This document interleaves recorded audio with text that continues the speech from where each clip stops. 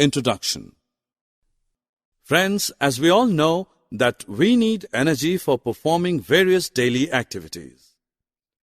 We get this energy from the food that we eat. So we can say that nutrition is a process by which all living organisms take food and utilize it to get energy. Both animals and plants are living organisms. Like animals, plants also require energy for their life activity. Thus, nutrition is an important life process of all living organisms. Objectives. At the end of this lesson, you'll be able to define nutrition, describe autotrophic mode of nutrition in plants, explain the process of photosynthesis, describe heterotrophic mode of nutrition in plants, explain the different types of heterotrophic mode of nutrition. Dear friends, now let's know about the mode of nutrition. There are two types of nutrition modes: autotrophic nutrition and heterotrophic nutrition. But what are they?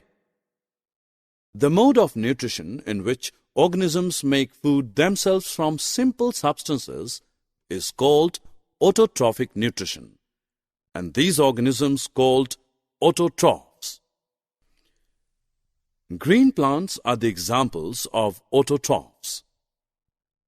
The mode of nutrition in which animals and many other organisms take in ready-made food prepared by the plants is called heterotrophic, and these organisms are called heterotrophs. Human, lion, tiger, etc. are the examples of heterotrophs. As we know that green plants synthesize their own food. But do you also know that how they synthesize their own food? Actually, green plants make their own food by the process of photosynthesis. Photosynthesis is a process by which green plants synthesize their own food from the carbon dioxide and water in the presence of chlorophyll and solar energy. Now you know that in plants, water, minerals, and carbon dioxide are raw materials for the synthesis of food. Do you also know that how do plants obtain these raw materials from the surroundings? And how do they transport them to the food factories of the plant?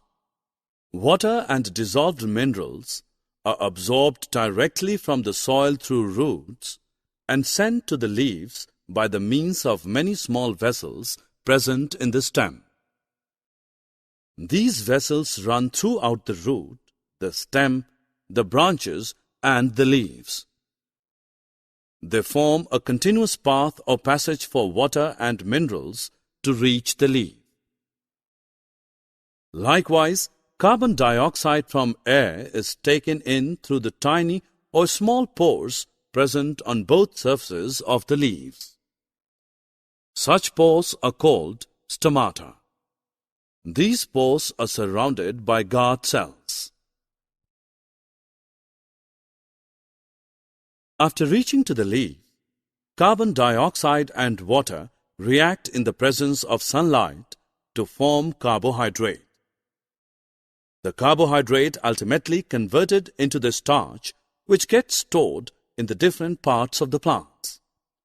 Therefore, the first food product is formed during the photosynthesis is starch. Starch is also an example of carbohydrate.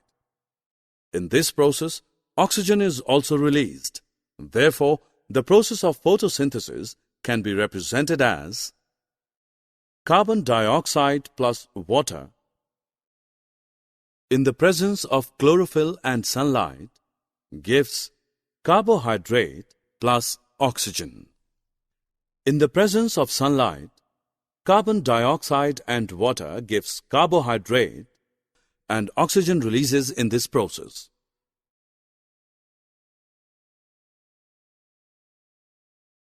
Till now we have learnt about the photosynthesis process, but now the question is, what is its significance? Photosynthesis is an important and vital process for life on this planet. This process helps in the conversion of solar energy into organic matter. Hence, photosynthesis links the physical and biological world. It is the primary source of organic food for all living forms, either directly or indirectly. It also helps in purifying air and maintaining the balance of oxygen and carbon dioxide in the ecosystem. Friends, now let us know about those plants which do not have chlorophyll and cannot synthesize their food on their own. Just think about how do they survive and from where do they derive nutrients. As we have already learnt in this module that these plants derive food from other plants and animals, and this type of mode of nutrition is called heterotrophic mode of nutrition. The plants in which this kind of mode of nutrition is found are known as heterotrophs. There are 4 types of heterotrophic plants: parasitic plants, saprophytic plants, symbiotic plants, insectivorous plants. Now let's learn them one by one in detail. Let's start with parasitic plants. The plants which obtain their food directly from other plants are known as parasitic plants, and those plants from which they obtain food are known as host. You might have seen Khaskhata, amarbale, nearby you, which is an example of a parasitic plant. It coils around the stem and branches as a yellow, tubular structure. You'll be surprised to know that it does not contain chlorophyll, so it takes ready-made food from the plant on which it is climbing. The plant on which it climbs is called a host. When you go to a vegetable shop, you might have seen packets of mushrooms sold in it. Besides that, sometimes you may have also seen fluffy umbrella-like patches growing on rooting wood during rainy season. But do you know what these organisms are and how they get their nutrition? Friends, these organisms are commonly called fungi, and they get their nutrition from dead and decaying matter. To get their nutrients from dead and decaying matter, they secrete digestive juice and convert it into a solution. This mode of nutrition, in which organisms take in nutrients in solution from dead and decaying matter, is called saprotrophic nutrition, and organisms which use this kind of mode of nutrition are called saprotrophs. Thus, we can say that fungi are saprotrophs.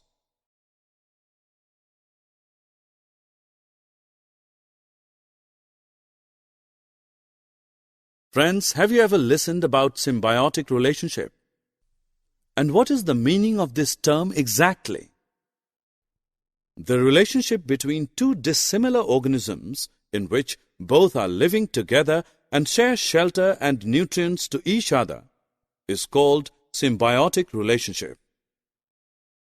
The organisms which are involved in this kind of relationship are called symbionts. Lichen is a good example of symbiotic relationship. Lichen is the association between algae and fungi. In this kind of relationship, algae provide food to fungi, and fungi provide protection, absorbed water and minerals to algae. The next category is of insectivorous plants. There are a few plants which can trap insects and digest them and get nutrition. For example, pitcher plants. Actually, these plants can synthesize their own food by photosynthesis, but they grow in nitrogen-deficient soils, so such plants fulfill their nitrogen requirement by eating these small insects and hence are called insectivorous plants.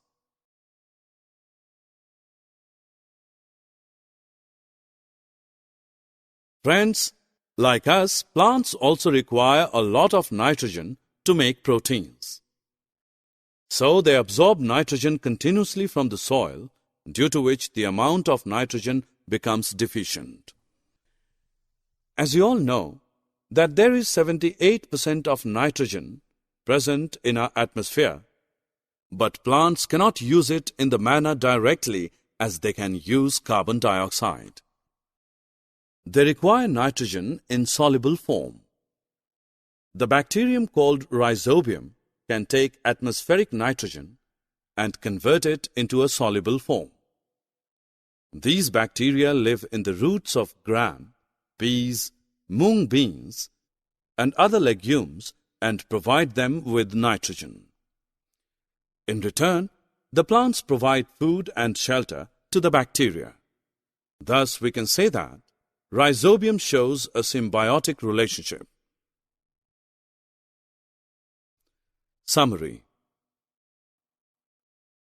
Let us summarize what we have learned.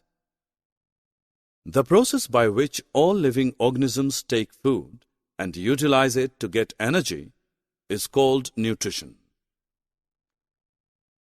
Plants obtain their food by two modes, autotrophic and heterotrophic nutrition.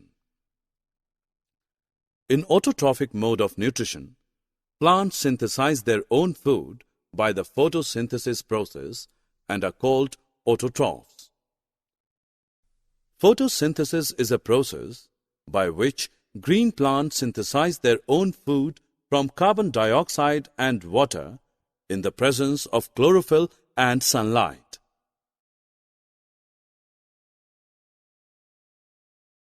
In heterotrophic mode of nutrition, plants do not synthesize their own food, but directly depend on other plants and are called heterotrophs. Parasitic plants obtain their own food directly from other plants, which are known as host. The mode of nutrition in which organisms take in nutrients from dead and decaying matter is called saprophytic nutrition. Lichen is a specific group of plants in which both algae and fungi live together. This is called symbiotic relationship.